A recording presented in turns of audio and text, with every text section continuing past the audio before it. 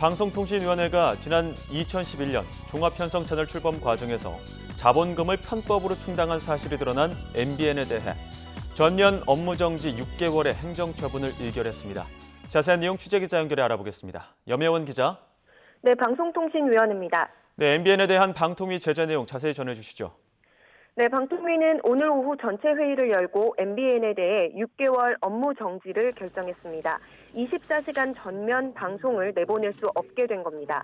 방통위가 고심했던 제재안 가운데 두 번째로 강한 수위의 처분이 나온 건데요. 다만 유예 기간을 6개월 둬서 직원과 외주 제작사, 시청자의 피해를 최소화하겠다고 밝혔습니다. 이와 함께 MBN과 당시 위법 행위에 가담했던 관련자들을 형사 고발하기로 했습니다. 방통위는 MBN이 편법으로 자본금을 충당한 것은 중대한 위반이고 고의성이 있었던 것으로 판단했는데요.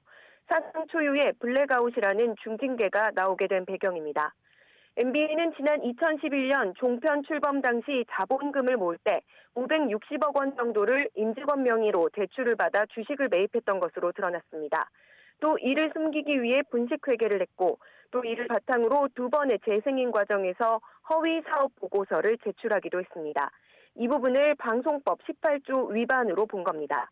다만 6개월 업무 정지 시간을 전면으로 할 것인지 또 아니면 일부로 할 것인지를 두고 상임위원들 간의 의견은 극명하게 갈렸습니다. 대통령 지명위원인 김창룡 의원은 당초 승인 취소를 주장하다가 방통위원들 간의 합의가 여의치 않자 6개월 전면 업무 정지까지 물러섰습니다. 여당 추천 김현 부위원장 역시 6개월 전면 업무 정지를 주장했습니다. 하지만 야당 추천 위원들은 6개월 동안 주요 시간대를 제외한 시간만 업무를 정지해 재활의 기회를 주어야 한다고 맞서며 한 차례 회의가 중단되기도 했습니다. 결국 한상혁 위원장이 의견을 표명하며 다수가 찬성한 6개월 전면 업무 정지로 처벌 수위가 의결됐습니다.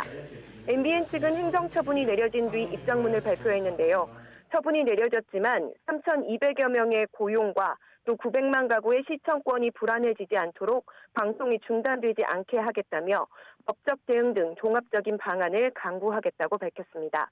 방통위는 향후 제재에 따른 MBN 측의 이행 계획을 본 뒤 추가 대응을 할 계획이라고 설명했습니다. 지금까지 방송통신위원회에서 YTN 염혜원입니다.